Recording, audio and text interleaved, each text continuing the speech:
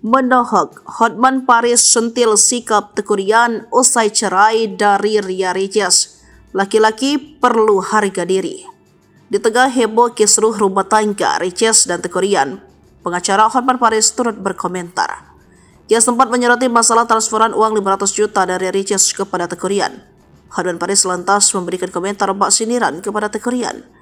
Seperti yang diketahui, dokumen gugatan cerai yang diajukan Ricis kepada Teuku Ryan pun telah terkuak di media sosial. Dalam isi gugatan tersebut banyak faktor yang membuat Ricis kekeh untuk berpisah dengan Teuku Ryan. Secara belak-belakan, Hotman Paris pun menyindir tentang seorang pria yang seharusnya bisa bekerja keras demi keluarganya. Pengakuan itu dikatakan Hotman dikutip dari salah satu akun YouTube pada Kamis 9 Mei 2024. Makanya, laki-laki itu harus kerja keras, ujar Hotman. Pengacara 60 tahun tersebut menyarankan laki-laki perlu kerja keras untuk mempunyai harga diri. Laki-laki itu perlu harga diri, itu saran saya, lanjutnya.